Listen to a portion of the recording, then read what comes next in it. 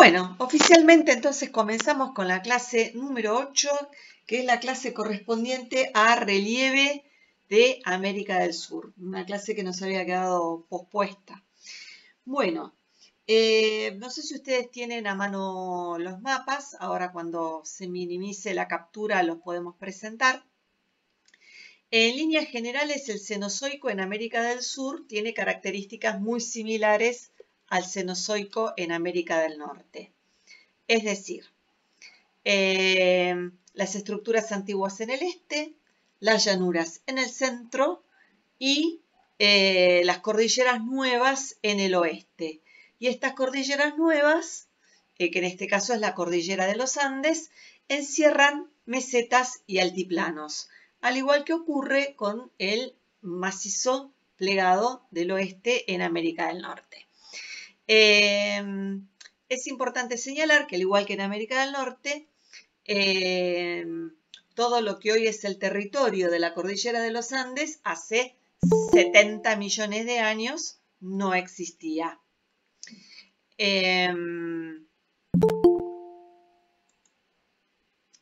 Estaba conformado en el oeste un geosinclinal, que es un valle profundo que podríamos comparar hoy con una fosa oceánica. Hoy en el oeste de América del Sur hay una gran fosa oceánica que se llama Fosa de Perú-Chile. Una fosa oceánica bastante profunda había en el oeste del continente americano, que se llama geosinclinal. Lo llamamos geosinclinal. Ese geosinclinal se va a colmatar de sedimentos durante toda la era mesozoica. Una cantidad de sedimentos muy importante. 14.000 metros, se calcula, 14.000 metros de sedimentos de origen marino. Todo lo que se nos ocurra que pueda haber en la orilla del mar, algas, animales, crustáceos, foraminíferos, bueno, todas las especies que puedan existir en la costa de cualquier océano estaban en ese geosinclinal en la costa del Océano Pacífico. Cuando América del Sur se va a ir moviendo hacia el oeste y el norte para después encontrarse con América del Norte, va a chocar con dos placas, la Pacífica y la de Nazca, y se va a plegar la cordillera de los Andes. Así comienza la historia del Cenozoico en América del Sur.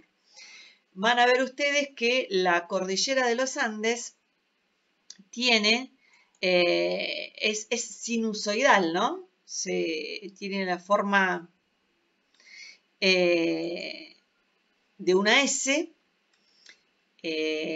da pie a la leyenda de la Atlántida, que decía que justamente en el océano Atlántico había un gigante hundido, ¿no? Y unos decían que la cordillera que emerge del centro del Atlántico era su espalda, su espina dorsal, y otros dicen que en realidad esa espina dorsal es la cordillera de los Andes por esta forma y esta curvatura tan particular que tiene. ¿Es así? ¿Por qué tiene esta curvatura tan particular? Porque al igual que el macizo plegado del oeste, la cordillera de los Andes se va a doblar tratando de rodear los macizos antiguos. Los macizos antiguos son graníticos, son cristalinos, no se van a plegar. Entonces, la cordillera, que es sedimentaria, porque está conformada por todas esas acumulaciones de sedimentos a orillas del mar, los Andes son sedimentarios, entonces van a rodear en su plegamiento a los macizos antiguos, sobre todo a el gran macizo de Brasilia por el este, que lo llamamos la estructura, el basamento del continente americano, porque es el que le da la forma. Gracias a Brasilia es que la cordillera de los Andes y todos los demás relieves tienen esta forma particular o la forma particular que tienen. ¿Sí?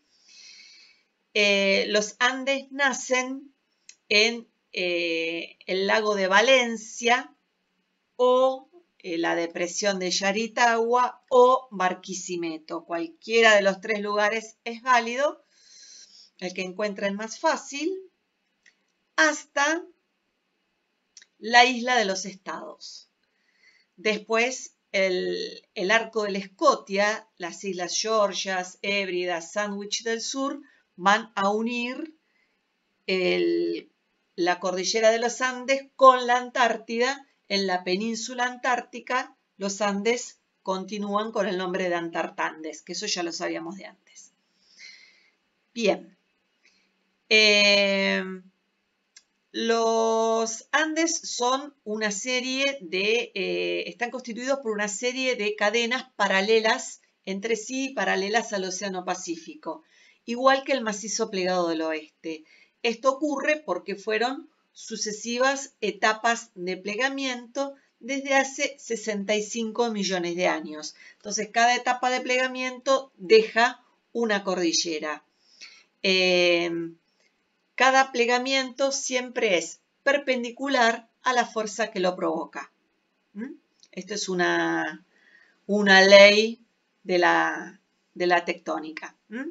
Un plegamiento o un fallamiento siempre es perpendicular a la fuerza que lo provoca. Así que la fuerza llegó del Océano Pacífico y plegó los Andes. A ver si encontramos otro mapita.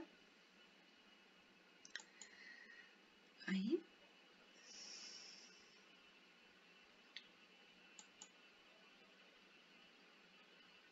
Bueno.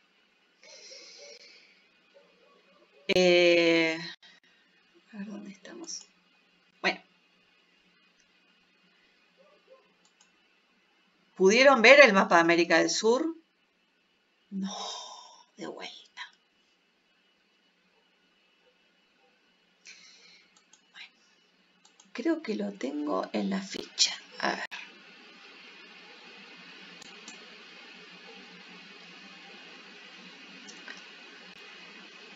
Cuánta maldad.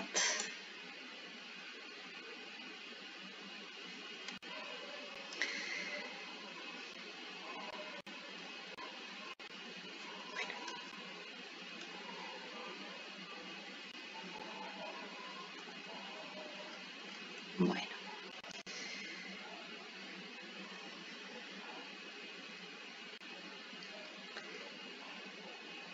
A ver, continente americano, físico-político.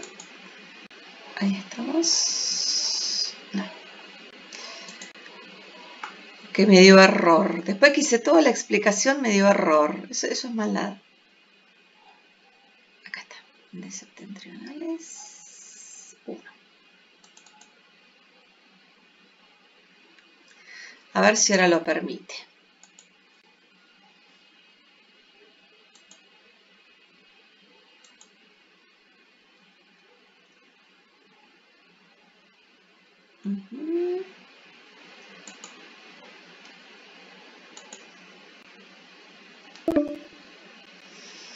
No.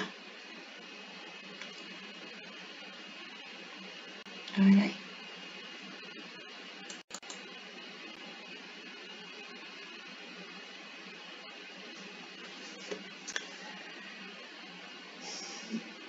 Bueno. ¿Se ve? ¿Se ve? No, profe. Oh, no, no se ve. Sí, me da error. A ver, presentar ahora. Una pestaña de Chrome.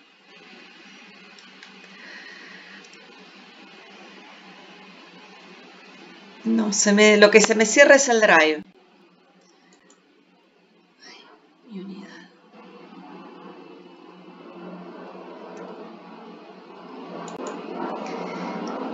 Mi unidad. ¿Ahí se ve?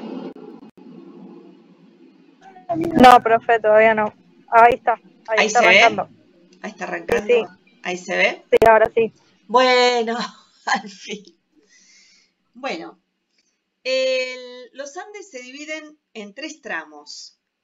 Los Andes septentrionales o del norte, los Andes centrales y los Andes meridionales.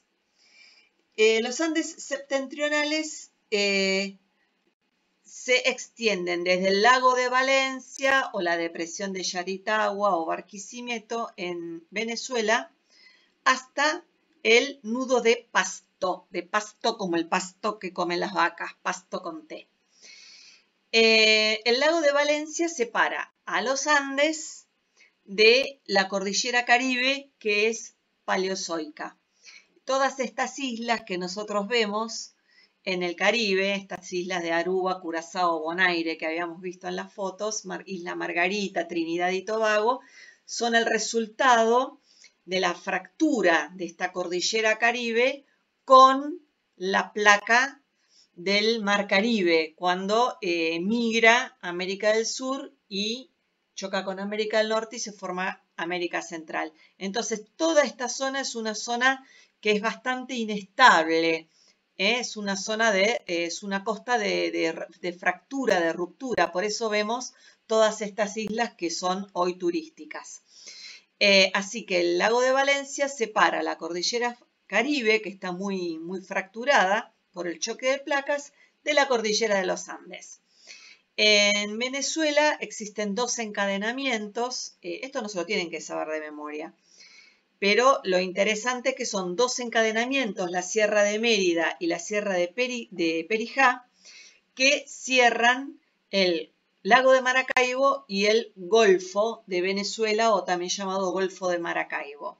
Lo importante es que esta es la reserva de petróleo más importante que tiene Venezuela y una de las más importantes del mundo. ¿Por qué? Porque acá los Andes atraparon sedimentos marinos en presencia de agua de mar. Nosotros vamos a ver que en todo el oeste, en casi todo el oeste de América del Sur, desde Venezuela hasta Perú, en la costa del Pacífico, vamos a encontrar petróleo. Justamente por haber quedado estos fósiles marinos atrapados en un ambiente marino. Entonces dieron origen al petróleo. Pero no solamente en la costa del Océano Pacífico, van a dar origen al petróleo también en el borde oriental, el borde que da hacia las llanuras. ¿Por qué? Porque ahí también quedaron atrapados sedimentos de origen marino. Cuando se pliegan estas cordilleras orientales, que son las primeras que se pliegan, van a atrapar sedimentos de origen marino. Y las últimas que se plieguen, que son las occidentales, también van a atrapar sedimentos de origen marino. Entonces vamos a encontrar petróleo, tanto en el borde occidental de los Andes como en el borde oriental. Y también lo vamos a encontrar en el lago de Maracaibo. ¿Sí? Los Andes, en este caso colombianos, están conformados por 3 cordilleras, occidental, central y oriental, separadas por los valles de los ríos Cauca y Magdalena. Al ser una zona de clima cálido, es una zona de clima cálido tropical, la población en Colombia, a diferencia de Venezuela, se va a asentar en las zonas altas. Por eso, en un altiplano de la cordillera oriental vamos a encontrar a la ciudad de Bogotá, a Santa Fe de Bogotá, que va a estar a más de 2000 metros de altura, y esto es por el clima cálido. En cambio, en Venezuela, tanto Caracas como Maracaibo van a estar en la llanura, no en las alturas. Ya hablamos del petróleo, que lo vamos a encontrar en Colombia en la costa y en la zona al pie oriental de los Andes, y en la cordillera occidental también vamos a encontrar otros recursos mineros, además del petróleo, y esta zona de la cordillera occidental es la zona de los cultivos de café. En el centro también se cultiva café, que es un cultivo, sabemos, muy importante en Colombia, uno de los primeros productores del mundo, pero también se cultivan todo lo que es cultivo de subsistencia, que son más o menos los mismos en América Latina. El maíz, los frijoles, las papas, la mandioca. También se cultivan frutos tropicales para la exportación, que fue una producción muy importante en Colombia, sobre todo durante el siglo XX. Si nos vamos más al sur, nos vamos a ir a los Andes ecuatorianos.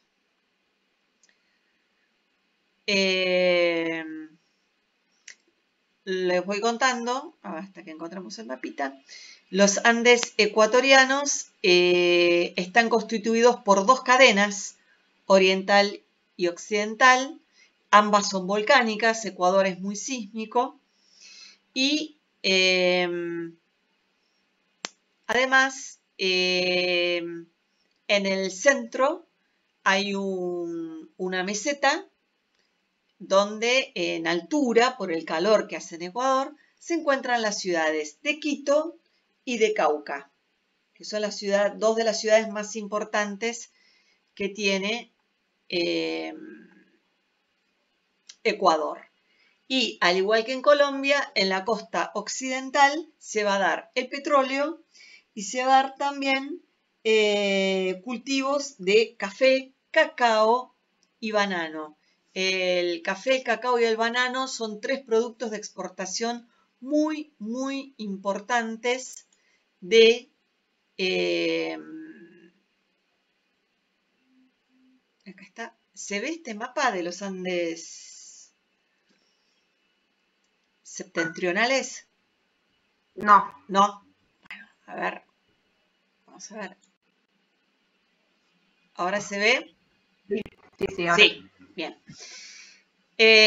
Aquí estamos en Ecuador, cordillera occidental, cordillera oriental, en el centro un altiplano donde se encuentran Quito, la capital de Ecuador, y Cauca.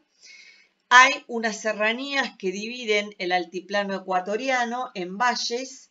En esos valles se da toda la producción de subsistencia. Otra vez, papa, maíz, frijoles, etcétera, o porotos. Y en la cordillera occidental se dan los cultivos industriales, que son el café, el cacao y el banano. Ecuador es un importantísimo exportador de cacao. Dicen que están entre el cacao más fino del mundo, junto con México, otro gran exportador de cacao, pero sobre todo lo es Ecuador.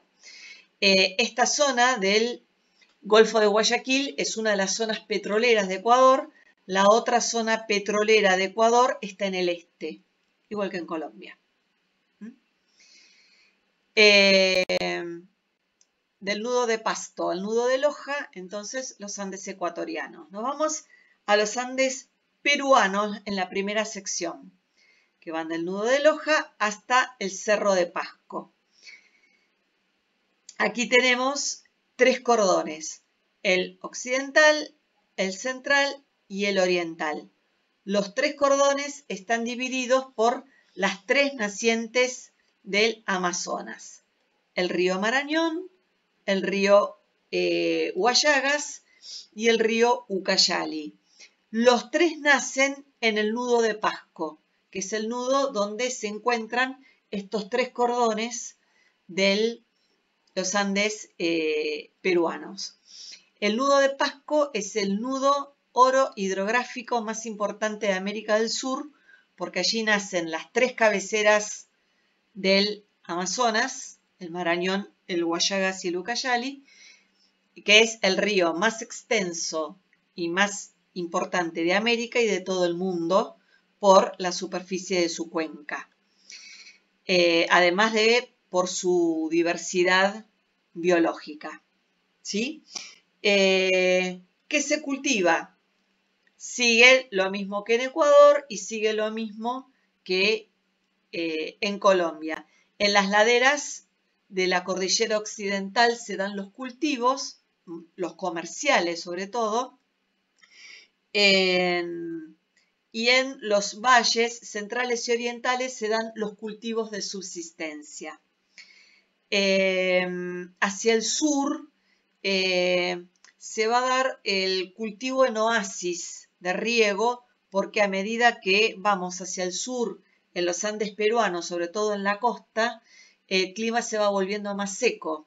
En esta zona de oasis de cultivo, en el oeste de Perú, se cultiva algodón. El algodón peruano, que dicen que es el mejor algodón del mundo. ¿Por qué? Porque se cultiva bajo riego.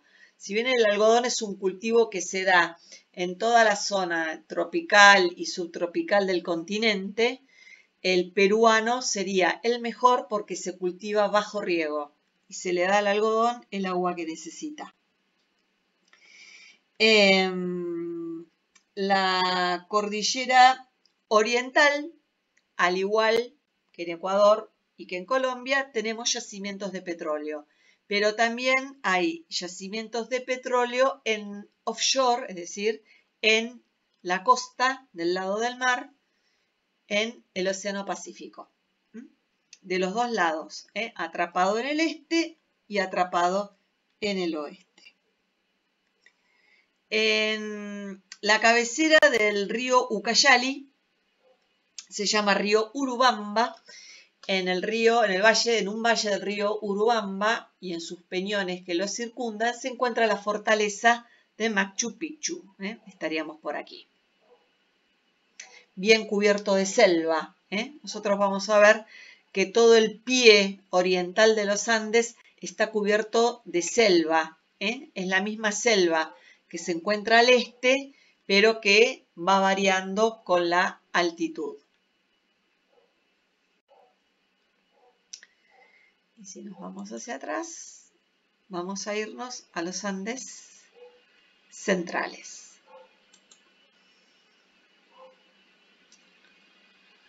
¿Se ven? ¿Que cambió el mapa? Sí. Es un mapa rosa. Bien.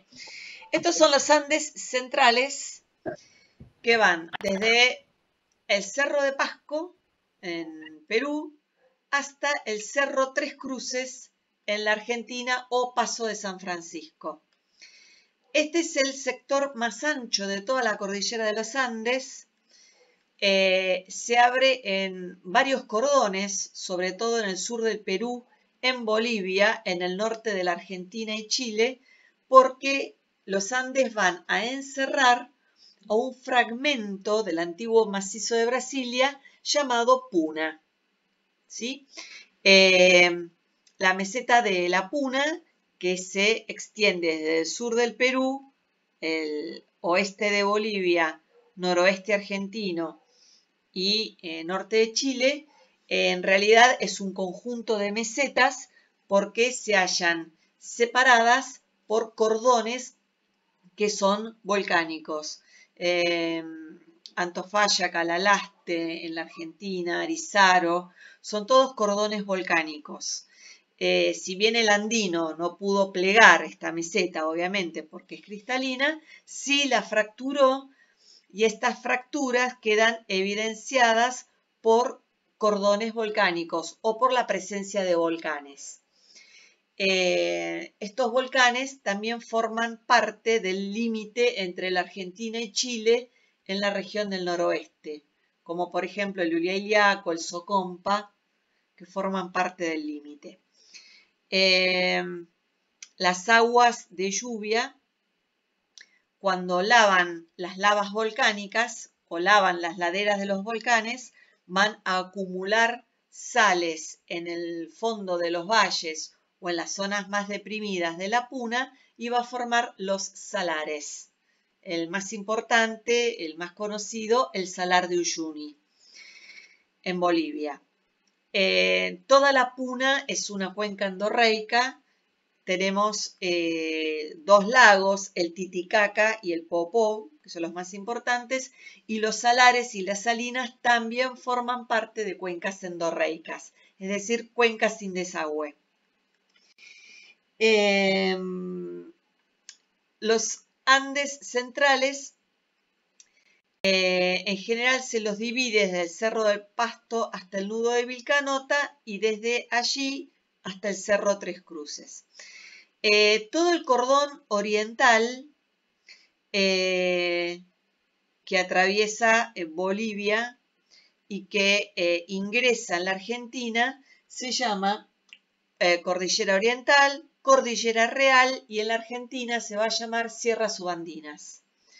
Es todo el borde oriental de la Cordillera de los Andes que en Bolivia y en la Argentina va a estar cubierta por la selva de las Yungas. Por eso también se lo llama región de las Yungas.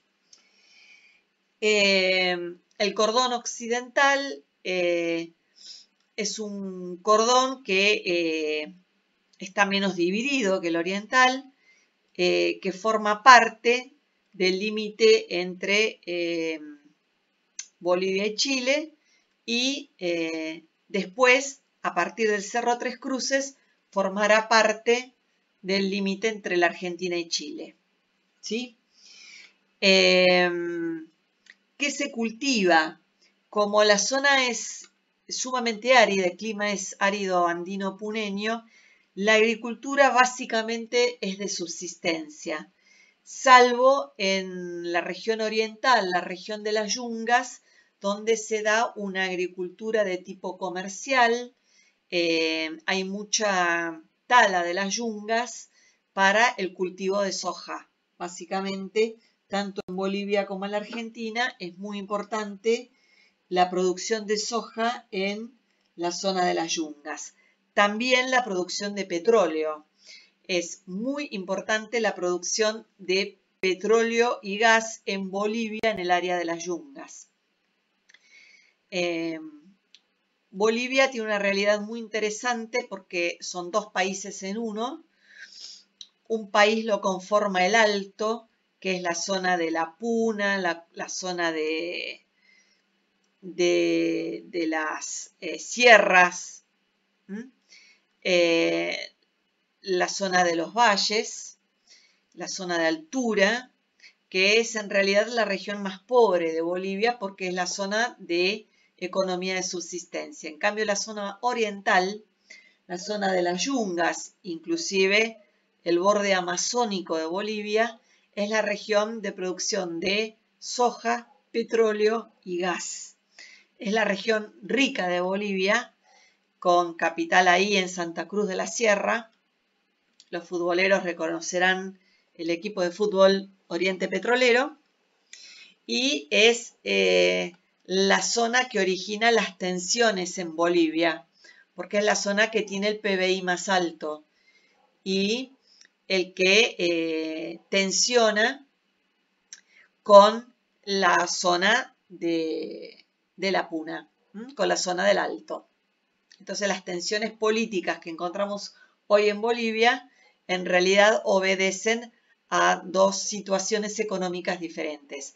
La del oeste, la del Alto de subsistencia, y la que acumula el mayor PBI de Bolivia, que es la oriental. Bueno, y nos vamos finalmente a los Andes meridionales. Me van a disculpar la fotito, pero bueno, queda pequeña. ¿Se ve? ¿Cargó el mapa? Sí. Bien. Aquí nosotros tenemos el conjunto de los Andes. Los Andes ingresan en la Argentina a partir del Paso de San Francisco o Cerro Tres Cruces. Ahí empiezan los Andes en la Argentina propiamente dichos y que teóricamente conforman el límite. El límite lo van a conformar los Andes centrales, que es el primer, en la Argentina se llaman Andes centrales, que es el primer sector de los Andes meridionales o los Andes del sur, que va desde el Paso de San Francisco hasta los 40 grados de latitud sur o lago Aluminé. Allí se cumple el postulado del Tratado de 1881 que dice que el límite argentino-chileno se va a basar en las más altas cumbres divisorias de aguas.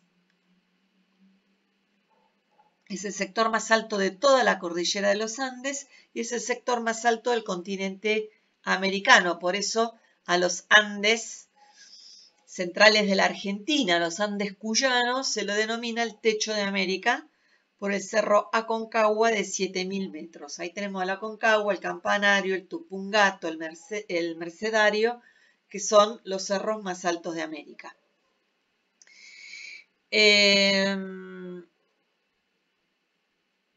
Nosotros vamos a encontrar al este otras estructuras que acompañan a los Andes. Las sierras pampeanas, la región de Piedemonte, la precordillera de La Rioja, San Juan y Mendoza y la cordillera frontal. El conjunto es, en las sierras pampeanas es precámbrico y en las precordilleras es paleozoico y el piedemonte es cenozoico. Todo este conjunto, esta región, sometida al empuje constante de la placa de Nazca, hace que sea la región sísmica de la Argentina. Toda esta región es sumamente inestable. Hay una acumulación de estructuras que no están acomodadas y hace que San Juan, La Rioja, Catamarca, Mendoza, Córdoba sean las regiones sísmicas de la Argentina por excelencia. Sobre todo San Juan, porque esta es toda una región muy inestable. Del lado chileno están los volcanes activos. Del lado argentino no están activos los volcanes, pero sí tenemos fenómenos postvolcánicos, como tenemos, por ejemplo, en Puente del Inca o las termas de Villavicencio en Mendoza. Si nos vamos a los Andes patagónicos fueguinos, se extienden desde el agua Luminé o 40 grados de latitud sur hasta la isla de los Estados. ¿Qué tienen de particular? La erosión glaciaria. Aquí tenemos una cantidad de fiordos y de costa dálmata producto de la erosión glaciaria. Por eso los Andes son más bajos, pasos más anchos y con los cerros en forma de agujas. En este sector de los Andes vamos a encontrar volcanes activos del lado chileno y volcanes activos del lado argentino también. No tantos como del lado chileno, pero también hay volcanes activos. En este sector, los ríos patagónicos tienen como característica ser anteriores a los Andes. Por eso vamos a encontrar ríos como el Huaum, que desagua al lago Lácar, que nace en la Argentina y desemboca en el Pacífico. Entonces, las más altas cumbres no dividen aguas en la Patagonia. Por eso se van a dar todos los diferendos fronterizos y todos los conflictos de límites que tuvimos en Chile en la región de la Patagonia, porque las más altas cumbres no coinciden con las divisorias de aguas, salvo en el sector de los hielos continentales. Ahí las más altas cumbres son divisorias de aguas. Bueno, en cuanto a la economía, en los Andes cuyanos, lo que en la Argentina llamamos Andes centrales, se dan los oasis cuyanos. ¿Se acuerdan que los habíamos comparado con los oasis del Valle de California? Cultivos de clima semiárido. Vid, olivo, frutos de carozo, especias también. Y en los oasis patagónicos, los cultivos de oasis templados fríos, como en el Valle de Willamette, en América del Norte, que son fruta fina, fruta de pepita.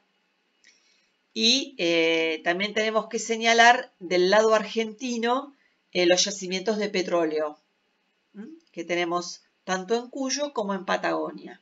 Y ahora Chile ha encontrado en offshore, ha encontrado en su costa patagónica también yacimientos de petróleo. Esto es bastante reciente. Bueno.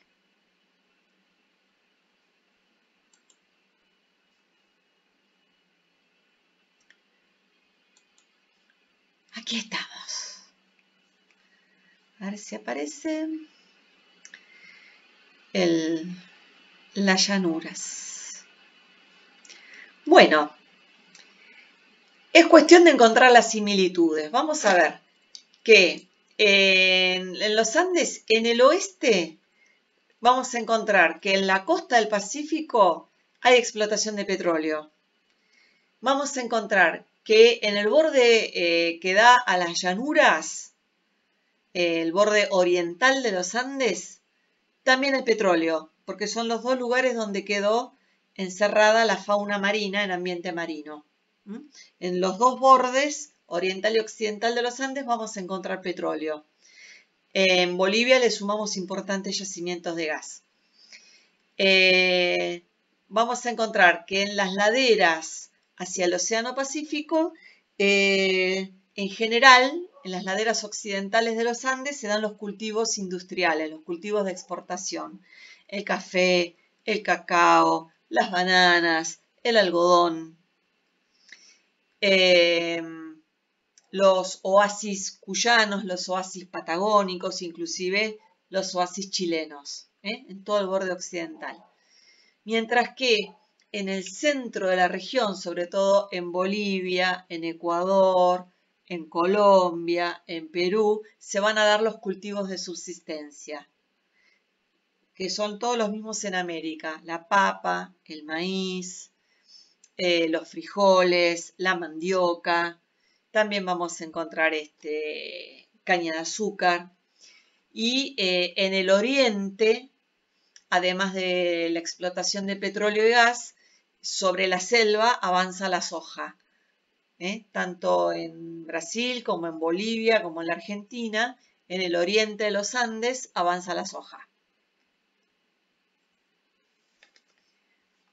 que serían las generalidades de la región. Bueno, ahora vamos a ver si encontramos.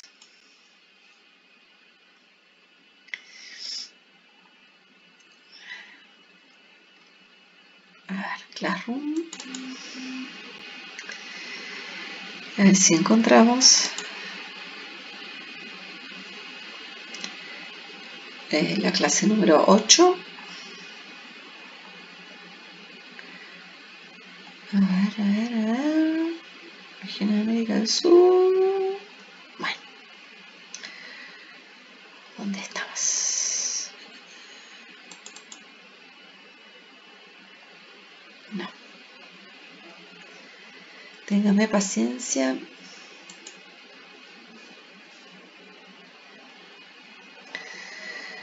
Oh, Classroom de vuelta. Bueno. Aquí estamos. Bueno. No, me fui. Téngame paciencia, por favor, que me fui. Hagan un descansito.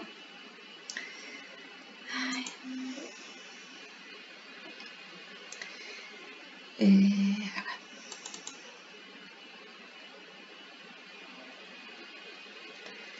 Bueno.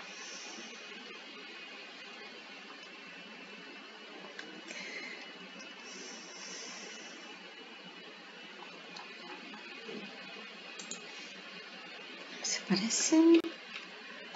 Documentos, clase número 8. Acá está. Bueno. Ahora sí. Bueno. Presentamos de nuevo.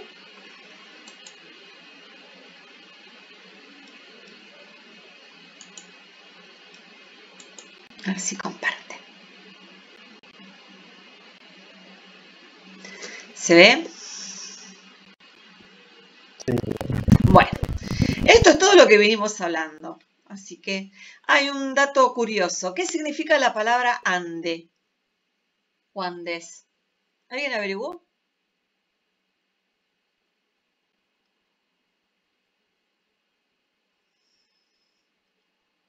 Bueno, si no sabes, no importa. Ande significa, viene la palabra Inti. Inti significa sol. Intihuasi, casa del sol. en la parte de cátedra no había dicho algo como poniente, algo de eso, saliente. Exactamente, es muy interesante porque lo toman en Perú la palabra Andes o Inti como lugar donde sale el sol, cuando en realidad para todo el continente americano los Andes es el lugar donde se oculta el sol. Claro. Entonces, esto fue estudiado por los locos estos que se fueron en balsa desde Perú a la Polinesia, a la expedición de Kon-Tiki. Después les voy a subir esa ficha, como para que la tengan de curiosidad. Que también le llamó la atención, ¿cómo puede ser que Ande, en lugar de ser el lugar donde se oculta el sol, sea el lugar donde nace el sol? Entonces pensaron a partir de ahí que los que venían navegando desde la Polinesia hasta Perú, en realidad veían al sol caerse detrás de los Andes o ocultarse detrás de los Andes. Por eso sería el término, inclusive está en el diccionario quechua, en un diccionario quechua, que sería el lugar donde se oculta el sol.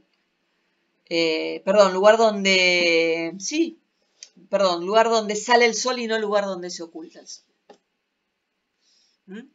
Ellos veían, no ocultarse, sino que desde el Pacífico veían salir el sol por los Andes. Por eso la palabra Inti o Ande. Bueno, espero no haberlos mareado. Bogotá, en una meseta de los Andes orientales. El volcán Chimborazo en Ecuador. Todo Ecuador, las dos cadenas andinas en Ecuador son volcánicas. Este es el hito del paralelo cero. Así como les mostré el meridiano cero, este es el paralelo cero, que es un parque en las afueras de Quito. Y esta es la línea que marca el Ecuador. Se llama Ciudad Mitad del Mundo y se encuentra en las afueras de Quito. La ciudadela de Machu Picchu, ciudadela porque se supone que era un cuartel militar y punto de observación. Si ustedes vieron todo el material sobre problemática ambiental, todas estas construcciones de piedra tenían ventanas pequeñas y techos de paja porque eran antisísmicas. Esto creo que lo habíamos hablado.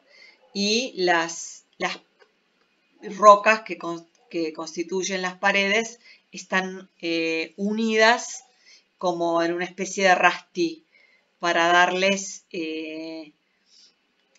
solidez, pero a la vez flexibilidad de movimiento. Por eso, en una zona tan sísmica, las construcciones están intactas. Bueno. La Puna, esto es la Puna salteña en la Argentina. El salar de Uyuni en Bolivia. El salar está constituido por sales no comestibles, generalmente son sulfatos, boratos. La salina está constituido por cloruro de sodio, sal comestible.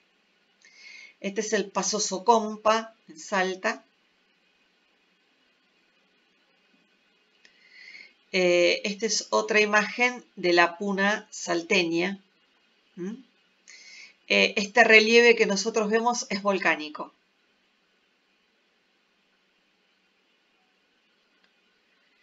Para no confundir, esta es la precordillera Salto Jujeña, que también es llamado borde oriental de la Puna.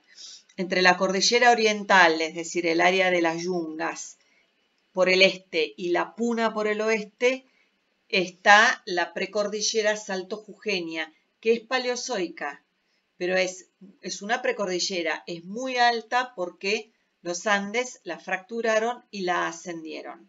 No hay que confundirla nunca con la Puna. En la Puna no vamos a encontrar esos colores. Estos colores los encontramos porque son capas sedimentarias antiguas porque son sedimentos del Paleozoico. Ahí hay un antiguo golfo marino. Y estas son las yungas. Estas son las sierras subandinas en la Argentina. Esta es la selva de las yungas en la Argentina que se continúa en Bolivia. Ustedes también la pueden llegar a encontrar como selva tucumano-oranense, pero lo correcto es decirle selva de las yungas. El Aconcagua o techo de América, visible desde, esta es una imagen visible desde la ruta 7. Vemos que es macizo el Aconcagua, no tiene puntas sobresalientes, por eso es teóricamente fácil de escalar, porque no es tan empinado. El único problema es que está a 7.000 metros de altura.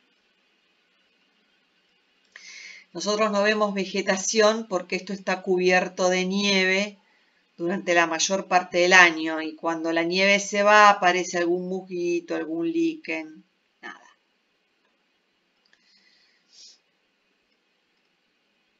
Esto es un fenómeno postvolcánico que es el puente del Inca. Esto nosotros lo vemos también a la vera de la ruta 7. Este es un fenómeno natural. Por acá pasaba parte del camino del Inca. Ustedes saben que el imperio Inca estaba dividido en 4 provincias. La nuestra era la Collasuyo. Estaban unidas por caminos. Y una parte del camino del Inca, la que iba a Chile, cruzaba el río Las Cuevas por un puente natural llamado Puente del Inca. Los Andes Patagónicos Fueguinos. Este es el volcán Osorno en Chile. Está activo.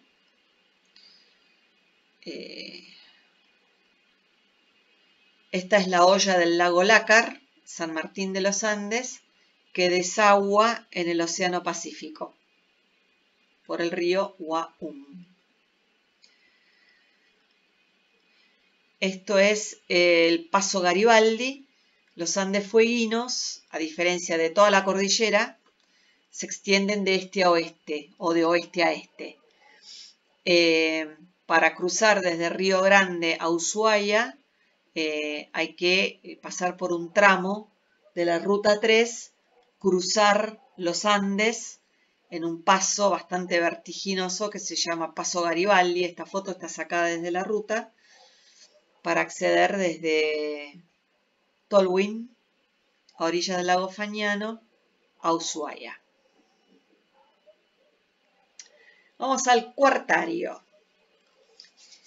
El Cuartario en América del Sur se caracteriza por fenómenos volcánicos y postvolcánicos, erosión, los Andes se erosionan por las lluvias, por los ríos, por los vientos.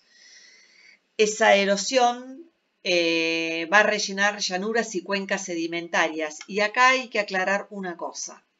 Los fenómenos volcánicos no son un tema menor, porque la cantidad de cenizas volcánicas que por millones de años los volcanes de los Andes emitieron fueron llevadas por los vientos del oeste, por los ríos, pero sobre todo por los vientos, hacia las llanuras del este.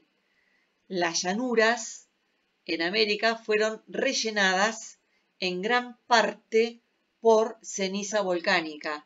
Por eso son llanuras tan fértiles. Por eso las llanuras de América del Sur son tan fértiles. Porque tienen en su composición, por ejemplo la llanura pampeana, tienen en su composición gran cantidad de ceniza volcánica. Y la ceniza volcánica tiene mucho mineral, ¿sí? Entonces, esos minerales enriquecen los suelos de América del Sur. En el Cuartario asciende todo Sudamérica. Todos los sistemas están en ascenso, todos. Este ascenso trae como consecuencia que los cauces de los ríos se profundizan. E inclusive los ríos de la Argentina, los cauces se van profundizando a medida que el continente asciende. Si estamos, por ejemplo, en la costa patagónica o en los valles de los ríos patagónicos, vamos a ver que los valles tienen forma de terrazas escalonadas. La costa patagónica también son terrazas escalonadas y cada escalón corresponde a un ascenso del cuartario.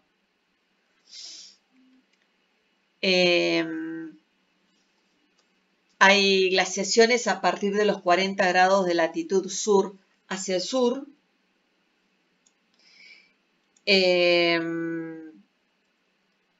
Y esta glaciación va a traer una cantidad de lagos de origen tectónico y glaciario.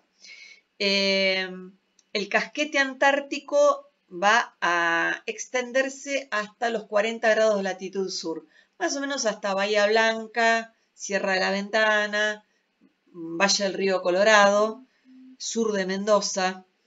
Hasta ahí llega el casquete antártico. Se retira cuando terminan las glaciaciones del Pleistoceno y queda el campo de hielo continental. El campo de hielo continental es una reliquia, por eso se dice relicto, de la glaciación del Pleistoceno. Por eso es de interés geológico y glaciológico, porque quedó de aquella época. En América del Norte esto no pasó, pero en América del Sur sí. ¿Por qué quedó? Porque es una zona de clima frío y húmedo. Entonces el campo de hielo continental se siguió alimentando. Este campo de hielo continental es el que da los glaciares del Parque Nacional, el Perito Moreno, el Uppsala, el Agassiz, el Viedma, etc. Cuando los hielos se retiran, el nivel del mar sube hace unos 11.000 años e ingresa en todo el litoral sudamericano. Por eso decíamos que los ríos sudamericanos, en su gran mayoría, desembocan en forma de estuario. ¿Por qué? Porque ingresó el mar hace 11.000 años. El ingreso marino, más las mareas, más el propio cauce del río, hacía una ida y vuelta del mar y del río en la desembocadura que la labró y la dejó en forma de embudo. Así se forma un estuario. Por eso tenemos el estuario del Amazonas, el estuario del Plata, el estuario del río Chubut, el estuario del río Santa Cruz, etc. Todo el borde oriental de Sudamérica se eleva, mientras que el borde occidental se hunde. Es costa de hundimiento. Durante la última glaciación hay un poblamiento de grupos que van a venir desde Asia, cruzando el estrecho de Bering, que es el grupo más antiguo, que llegó hasta la Patagonia, que es el grupo de todos los grupos nómades en general. Y los grupos sedentarios, que son más modernos, van a llegar hace mucho menos años, van a llegar ya en el Neolítico, hace unos 3.000, 4.000 años. No van a llegar desde el estrecho de Bering, sino que van a navegar desde Asia y Oceanía y van a formar las civilizaciones andinas, desde México hasta el norte argentino. Son los grupos sedentarios. Ahora, si trajeron la agricultura desde el sudeste de Asia o si la desarrollaron en América están en discusión y ustedes que han cursado antropología, mucho después que yo, lo deben saber mejor. Propias del cuartario son las llanuras y las cuencas sedimentarias. De las llanuras de América del Sur tenemos tres grandes conjuntos que corresponden a las tres grandes cuencas hidrográficas de América. La llanura o los llanos del Orinoco, la llanura del Amazonas y la llanura chacopampeana o también platense. Lorenzini la llama platense por la cuenca del Plata. Los llanos del Orinoco están limitados por la cordillera Caribe al norte y el macizo de Guayaña por el sur. En líneas generales hay un poco de ganadería en los llanos occidentales. En el resto de la llanura del Orinoco, entre que es muy baja y los suelos son arenosos, tiene muchas áreas inundables, el clima es cálido y húmedo, no concentra actividades económicas de importancia, ¿no? El ambiente no es propicio para el asentamiento humano. En Venezuela ya vimos que, y en Colombia, que la población elige o la costa como en Venezuela o la altura como en Colombia. Si vamos al Amazonas, perdón, esto todavía es la llanura del Orinoco. Esta foto muestra la sabana, que nosotros vemos que hay una alternancia de pastos y de árboles, eso se llama sabana. Bueno, llanura del Amazonas, la más importante cuenca hidrográfica de América y del mundo. Limita al norte con el macizo de Guayana y al sur con el de Brasilia, al oeste con los Andes. En realidad es una depresión tectónica entre el macizo de Guayana y el macizo de Brasilia. Es muy plana y es mucho más plana en el este que en el oeste, con lo cual el Valle del Amazonas o la llanura del Amazonas es mucho más ancha, es mucho más ancho hacia el oeste que hacia el este. Hacia el oeste el Amazonas se despliega en un montón de brazos y en un delta interior, mientras que hacia el este, cuando ya va desembocando hacia el Atlántico, corre encajonado entre Guayana y Brasilia con un cauce mucho más rápido y desemboca en forma de estuario. En el Amazonas vamos a tener un delta interior, Manaos, por ejemplo, es capital de ese delta, y un estuario exterior, que es el estuario donde se da todo el fenómeno de la pororoca. Esa ola potente, que parece un tsunami, labra y mantiene el estuario del Amazonas. Dado que el continente americano se eleva por el este, entonces al río Amazonas le cuesta desembocar en el Atlántico. Por eso van a encontrar que la mayor cantidad de afluentes los tiene en el oeste. Este es un fenómeno que se da bastante en América del Sur. Los ríos que tienden a irse hacia el oeste por el ascenso de la costa del Atlántico. Bueno, acá tenemos el Amazonas. Acá vemos que es mucho más ancha la llanura en el oeste, es más angosta en el este. Vamos a encontrar en el centro-oeste toda esta zona de deltas. En cambio, en la desembocadura, el delta que había ha sido labrado por el ingreso marino y el regreso, este movimiento en forma de pororoca.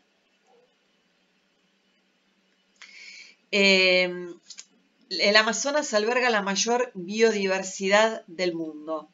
Tiene una superficie mayor que la superficie de la Argentina. La zona occidental, que es la zona que sufrió los incendios hace 2 años, es la zona que justamente es la que se utiliza para el cultivo de soja. También se hace extracción de petróleo, con lo cual da a pensar que los incendios son intencionales justamente para despejar el área y cultivar soja. En Bolivia, esta área amazónica se denomina Chiquitanía o los llanos de Chiquitos. Bien, el macizo del Mato Grosso y el área de la Chiquitanía van a dividir la llanura amazónica de la otra llanura que es la Chaco Pampeana. Este es el río Amazonas, ahí vemos la selva. La llanura platense o chaco-pampeana en realidad es una unidad y se extiende desde los llanos de Mojos y Chiquitos, o la Chiquitanía, y el Mato Grosso por el norte hasta el río Colorado por el sur. Desde el punto de vista del relieve es toda una unidad. ¿Qué separa el Chaco de la Pampa? El clima y los ambientes biológicos. Pero desde el punto de vista de relieve, estructura, suelos, es una sola llanura, regada por los afluentes de la Cuenca del Plata. Por el oeste está limitada por los macizos del oeste, toda la zona andina y preandina, y el este por el macizo de Brasilia y el océano Atlántico. ¿Qué tiene de particular la llanura chacopampeana? Es una especie de plato hondo, ¿no? Como si fuera un plato hondo alargado, cuyos bordes, norte, oeste y sur, norte, este, oeste y sur, son elevados y el centro es deprimido. En la llanura chacopampeana, el norte, el sur, el este y el oeste están elevados y el centro está hundido. El centro hundido indica el área deprimida de la llanura chacopampeana, ergo el área inundable. ¿Por qué? Porque el empuje de la placa de Nazca del Pacífico hizo que este sector del basamento de Brasilia se hundiera como un plato hondo y quedase relleno de sedimentos, pero los bordes siguen aflorando. ¿Dónde afloran? En el oeste, en la Puna, en las sierras pampeanas, en el sur, en Tandilia, en el este, en el macizo de Brasilia, en la meseta misionera, y el centro está hundido y ocupa la llanura. Si nosotros vamos al mapa argentino,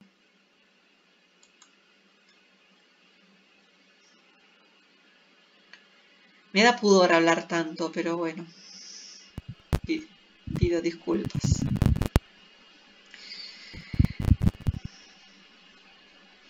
¿Se ve el mapa de la Argentina? Sí, profe. Bien. Acá en la Argentina vemos, esto es Laguna Yema, río Pilcomayo. Esta zona del cauce del río Bermejo que es fluctuante. La laguna Mar Chiquita. Esta desembocadura de los ríos tercero y cuarto, que también el cuarto es divagante. La desembocadura del río Quinto. La zona de la laguna La Picasa, en el noroeste de la provincia de Buenos Aires. La región de los bajos submeridionales en Santa Fe. Los esteros de Añatuya. Está indicando toda la zona deprimida de la llanura chacopampeana. Laguna Yema, acá el cauce del Bermejo que se divide en brazos, los esteros de Añatuya, la laguna Mar Chiquita en Córdoba, este río Cuarto que a veces no llega al río Salado, el río Quinto, la laguna La Picasa. Todo esto es la zona del Chaco deprimido que se va convirtiendo en pampa deprimida en la cuenca del río Salado. Y la bahía de San Borombón que forma la depresión tectónica, o mejor dicho que ahí vemos la depresión tectónica, como si a la provincia de Buenos Aires un ratón le hubiera comido una parte, ¿no? La bahía de San Borombón indica justamente la depresión tectónica. El río Salado, la laguna La Picasa, río Quinto, el río Cuarto, laguna Mar Chiquita, bajos submeridionales, los esteros de Añatuya, río Bermejo, laguna Yema, y también se extiende por el Paraguay. Toda esta zona es la zona inundable llamada Chaco deprimido y después Pampa deprimida. ¿Qué divide el Chaco de la Pampa? El clima. Más o menos a la altura de la laguna Mar Chiquita pasa la isoterma de 19 grados, que es la que divide el clima cálido subtropical de la llanura chaqueña con el clima templado de la llanura pampeana. La zona inundable no es área de cultivo. En la llanura pampeana la zona inundable es área de ganadería. Las zonas de cultivo van a ser las zonas más altas. En el oeste hay algunos problemas de sequía. En Córdoba, gracias a la presencia de los distintos embalses, colaboran con el riego. Ya en La Pampa hay más producción ganadera que agrícola. En cambio, la Pampa ondulada, que la vamos a encontrar a orilla del río de la Plata, del río Paraná, a orillas del río Paraguay, toda esta zona, que es un poquito más alta, es zona agrícola, al igual que toda la Mesopotamia, que es otro bloque que es más alto, ya está muy por encima del macizo de Brasilia, también es zona agrícola, porque ya es más alta y no es inundable. Salvo la región de los esteros de Libera, que no es agrícola, el resto de la Mesopotamia es región agrícola, del mismo modo que la ribera chaqueña y santafesina y pampeana de el Paraná. Y finalmente la región sur de la llanura pampeana, que se llama relieves inclusos, algunos la llaman Pampa Alta también, es un área de producción agrícola, ganadera muy importante de la Argentina también, más húmeda en Tandil y al este y más seca en Ventaña al oeste. Esta es una zona triguera de la Argentina y también el trigo alterna con papa y girasol y exporta su producción por el puerto de Bahía Blanca, por Ingeniero White. Así que si escuchan por ahí la cotización del trigo en Ingeniero White, es el trigo del sur de la provincia de Buenos Aires. También algo en La Pampa. En cambio, el trigo del norte de la provincia de Buenos Aires y el de la provincia de Santa Fe se exporta por el puerto de Rosario. Chuc chuc, se exporta por el puerto de Rosario. Este es Santa Fe. También se exporta por el puerto de Santa Fe. En la región chaqueña hay mucho avance de la soja. La región chaqueña se cultivaba algodón y el algodón ha sido desplazado por la soja. También en la región chaqueña se cultiva caña de azúcar, cítricos, yerba mate y té, sobre todo del lado de Corrientes y Misiones. Y acá hago algún agregado. Si bien esto es Mesopotamia, en algún libro pueden llegar a encontrar Corrientes y Misiones adosado a la región chaqueña, de la misma manera que pueden encontrar la provincia de Entre Ríos adosada a la región pampeana. Bueno, es zona de cultivos subtropicales. La llanura chaqueña, ya dijimos, caña de azúcar, algodón, soja, cítricos,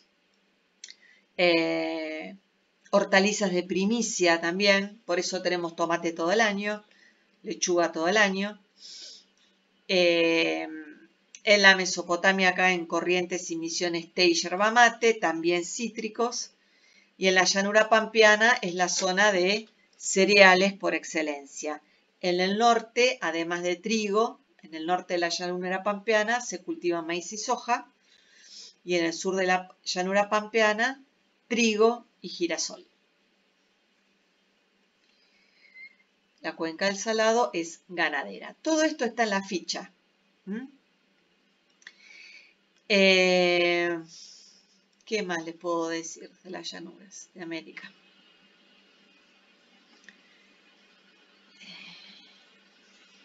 Vamos a la ficha. Vamos a ver alguna foto. Aquí tenemos las tres llanuras, la del Orinoco, la del Amazonas y la Chaco Pampeana, desde el macizo del Mato Grosso hasta el río Colorado. Ahí se ve bien. Los nombres. Chaco significa lugar de cacería en las lenguas originarias. Y Pampa significa planicie sin árboles. Este es un sector de la llanura chaqueña al este. Esto puede ser, esto creo que es Parque Nacional Pilcomayo. Esto es nordeste de Formosa, donde vamos a encontrar nuevamente la formación de sabana. En lugar de ser sabana tropical como en el Orinoco, es sabana subtropical. Pastos y árboles. En la sabana argentina, que es este de Formosa, nordeste de Chaco, norte de Corrientes, se cultivan, qué bestia, se cría ganado vacuno en mezcla con raza cebú. Porque como hace calor y la vaca, que es originaria de Europa y se adapta a climas templados, con el calor sufre, entonces se la cruza con cebú, que es originario de la India, y así se puede hacer ganadería en el nordeste argentino. Este es el bosque chaqueño llamado impenetrable. Un bosque siempre se caracteriza por este aspecto uniforme. Los bosques son muy uniformes, sea de lo que sea el bosque. En cambio, la sabana, vamos a ver, pastos alternando con árboles. Es muy difícil la producción en el Chaco Occidental, primero porque las precipitaciones llegan a los 500 milímetros nada más, y después porque es impenetrable, hay falta de agua y es muy difícil el acceso. Es la región de mayor pobreza en la Argentina y uno de los problemas es la falta de agua. Además de que, bueno, ha sido una región muy depredada por la tala del quebracho y del algarrobo. Bueno, esta es la pampa ondulada. Esta es una foto de ¿dónde? San Pedro. Esta es la pampa ondulada. Si ustedes toman la ruta 9, a medida que ya cuando llegan a Escobar, se van a encontrar con la pampa ondulada, se van a encontrar con las ondulaciones. San Nicolás, San Pedro, van a encontrar toda la zona de pampa ondulada, van a ver primero cultivos frutihortícolas y después van a ver cultivos de soja. Y por ahí pueden encontrar maíz, como en toda la pampa ondulada. La pampa deprimida, que es la cuenca del río Salado, esto es Castelli, provincia de Buenos Aires. La cuenca del río Salado de la provincia de Buenos Aires tiene una particularidad, que es está unida a una cuenca lacustre muy importante, más bien palustre porque son lagunas, que todas las lagunas de Chascomús, Chichís, Adela, y conforman ecosistemas muy ricos, los más ricos de la región pampeana. Los europeos creen que esto es un parque y no, es el campo nomás. Esto es Pampa Occidental, esto es la provincia de La Pampa, donde donde las precipitaciones llegan a los 500 milímetros. Los 500 milímetros se llama frontera agropecuaria, hasta donde se puede cultivar sin riego. Hasta 500 milímetros de precipitación se puede cultivar sin riego. 1000 milímetros llueven en Buenos Aires, 500 milímetros en la provincia de La Pampa. Esto es provincia de La Pampa, donde llueven 500 milímetros o un poquito más, se cultiva trigo. Estos son caldenes. También hay explotación ganadera en la Pampa Occidental. A veces cultivo de trigo, donde llueve un poquito más, donde llueve un poquito menos, explotación ganadera. Los caldenes, que son primos del algarrobo, mejor dicho, sobrino del algarrobo y primo del tala, hacen que los suelos no se vuelen. Por eso hoy el caldén es un poco el símbolo de La Pampa, está en el escudo de la provincia. Los relieves inclusos, esto es Balcarce, esta es la zona de Tandilia, y vemos un cultivo de girasol. Acá en la zona de Tandilia llueven 1200 milímetros por año. En cambio, en la zona de Ventaña llueven 500 milímetros por año. Así varía en relativamente poca distancia. Bueno, creo que estamos.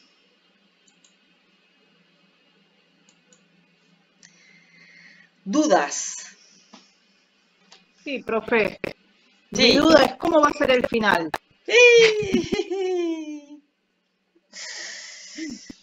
Ustedes vieron que siempre se habla con un mapa. Sí. Yo sin mapa me pierdo. Y hace 34 años que me recibí. Ahora hace 34 años que me recibí. Y sin embargo doy clase con el mapa. Porque si no, no me acuerdo. El mapa es un excelente ayuda a memoria. El mapa permite tejer redes semánticas. Yo miro el mapa, veo la localización, el clima es cálido, la población no va a poder vivir en una llanura porque se va a morir de calor. Maracaibo, que está a orillas del lago de Maracaibo, tiene temperaturas de 50 grados todos los días y está a orillas del lago. Imagínense lo que es el interior de Venezuela, el calor que se hace, no se puede vivir en los llanos del Orinoco. Entonces la población se tiene que ir al mar. En Colombia hay población en la orilla del mar, está Barranquilla, pero la mayor parte de la población vive en altura. Bogotá, Medellín, no se puede vivir en llanuras. Lo mismo pasa en Ecuador, hace mucho calor, la población vive en la meseta. En Perú, la población elige o vivir en los valles abrigados con un microclima especial como habían elegido los incas, o vive en Lima a orillas del mar. ¿Es así? En Brasil la población vive a orillas del mar porque hace mucho calor. En cambio, en nuestro país, como ya no hace tanto calor, la población vive en la llanura. Es ir armando la red. Es un tejido. Es una red. Pero para no perdernos, necesitamos siempre el mapa. Por eso yo les recomiendo que ustedes tengan a mano todos estos mapas que les fui subiendo. Porque cuando me olvido, miro el mapa y me acuerdo. Cuando estudio, estudio con el mapa y el texto. Miro el mapa, miro el texto, miro el mapa, miro el texto. A tal punto que el día que miro el texto, el día que miro el mapa, me acuerdo del texto. Y después va a llegar una época que miro el texto y armo el mapa a la cabeza, pero eso llega después, con la práctica. Pero mirar el mapa me tiene que llevar al texto. Por eso yo a veces peleo por una geografía más de mapa, más de imagen y menos de qué dice fulano acerca de, sino de lo que se ve, porque nosotros tenemos que analizar el paisaje, ¿no? Entonces, ¿por qué se inunda? No se inunda porque el presidente es malo, el que sea, de turno, sino que se inunda porque es una zona inundable, porque el basamento está hundido, porque no hay más remedio que se inunde. Lo que hay que hacer es no vivir ahí o no tener una producción agrícola donde se inunde. Esto tiene mucho que ver con el trabajo número 8, ¿no? Por ejemplo, yo estaba analizando el tema de la ciudad de Armero y es una ciudad que se asentó en un lugar que ya se sabía que había avalanchas, entonces como que no era viable por ningún punto, digamos. Fue más en el sentido económico de que la tierra era fértil por los minerales del suelo volcánico que pensar en la población. Exactamente, lo mismo pasó en Perú.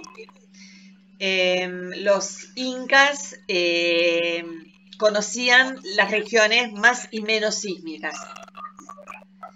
Cuando llegaron los españoles, se asentaron en valles sísmicos. Claro. Y de ahí que se dio el peor terremoto con más víctimas en América, en Perú, el de Ancash, en un lugar donde los incas nunca se hubieran asentado. Claro. Sí, profe, pero también muchas veces pasan situaciones que llevan a que un lugar que antes no se inundaba comience a inundarse, como la deforestación, por ejemplo, que eso sí es parte del hombre y, bueno, muchas veces también de los gobiernos de turno que permiten que suceda esto. Exactamente, esto es lo que pasa con la zona de las Yungas, cuando se dio una serie de inundaciones en Salta, en la zona de Tartagal, y que después se continuó con la inundación de Santa Fe, creo que fue el año 2005. Justamente, si bien la ciudad de Santa Fe había sufrido crecidas del río Salado,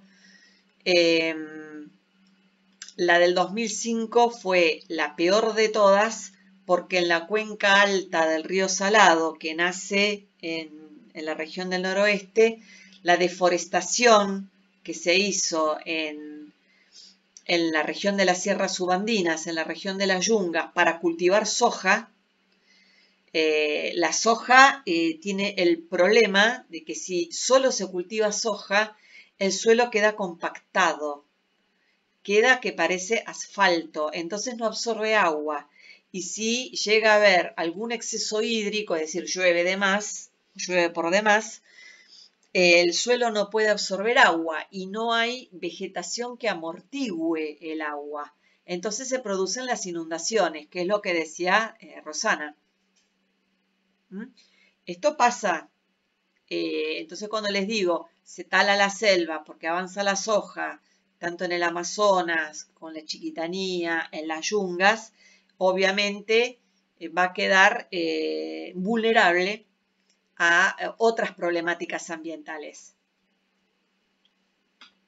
Sí, profe, como en Tucumán, en el sur de Tucumán en el 97, el aluvión fuerte que hubo por empresas canadienses que estaban explotando el cerro límite de Catamarca con Tucumán, por avances tecnológicos y, como dice Roxana, un gobierno ausente y muchas familias que quedaron sin nada.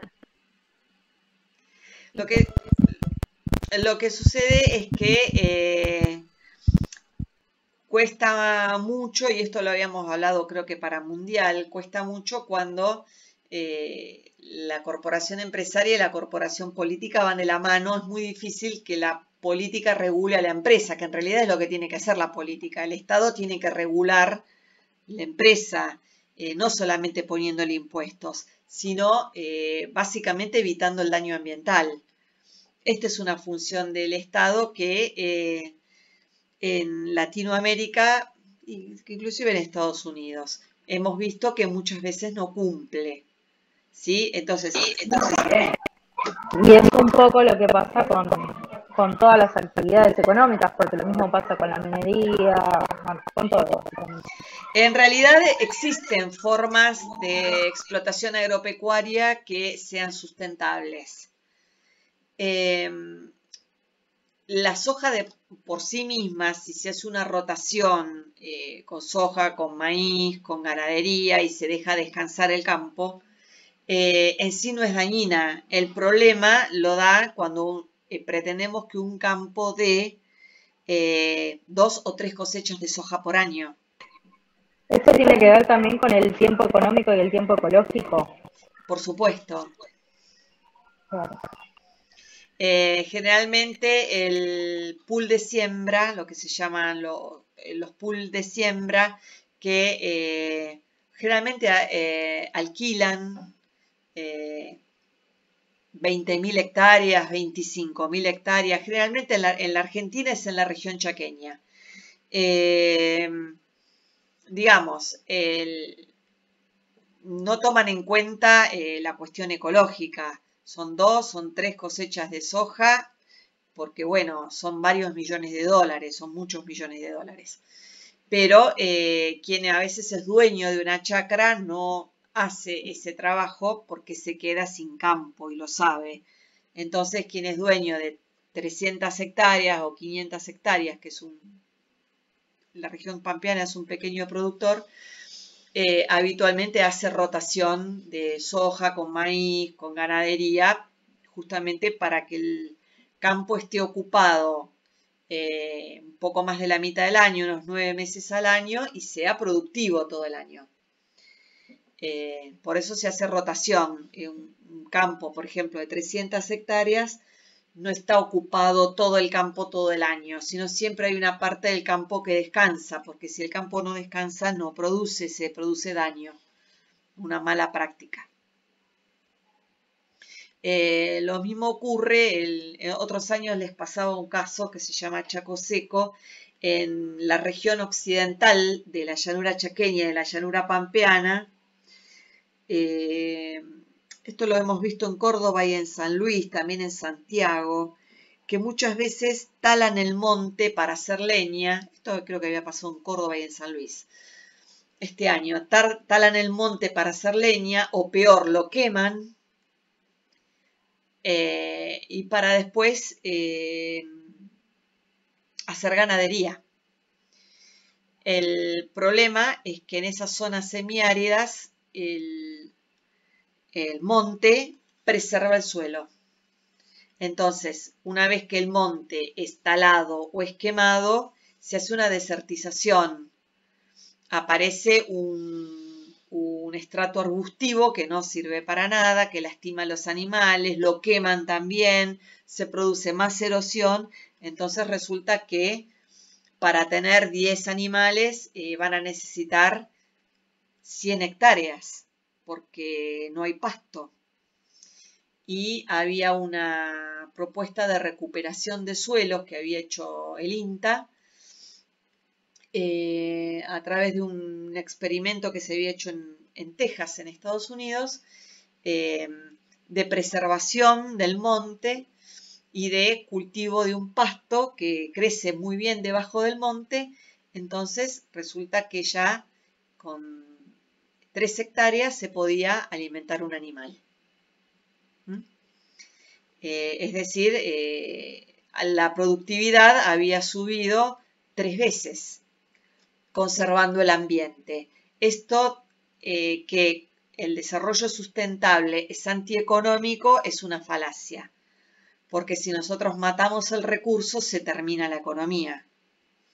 Entonces el desarrollo sustentable en realidad no va a tener los rendimientos de la explotación, pero sí va a conservar el recurso a largo plazo.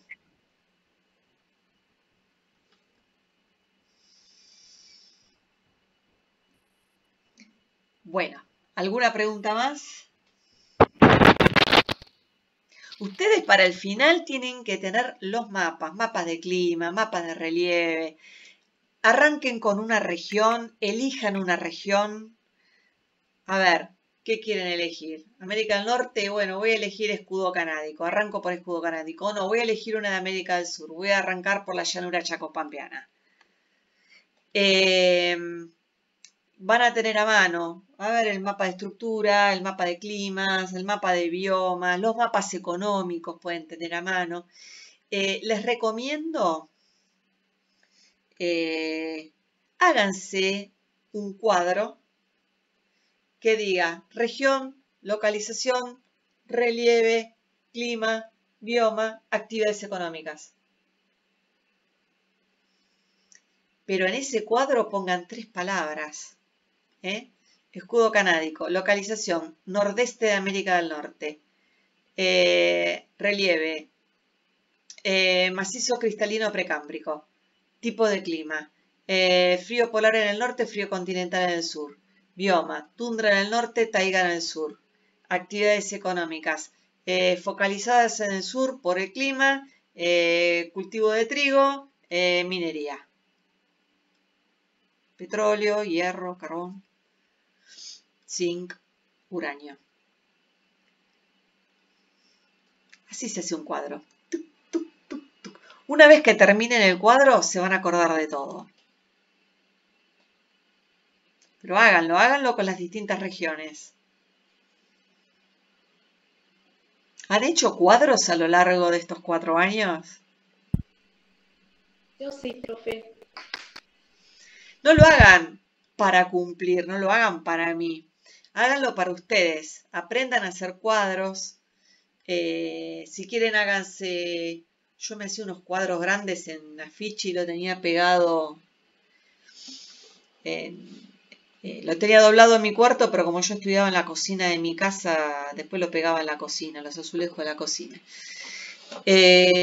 Háganse cuadros. Un cuadro así con las distintas regiones, con 3 palabras por celda, les tiene que ayudar un montón. Igual, esto no termina acá porque les ofrezco la semana que viene, la otra, hasta las fechas de examen, ustedes me piden, profe, necesitaríamos una clase de, me dicen los temas, o una clase para las dudas, se anotan las preguntas y hacemos una clase de dudas.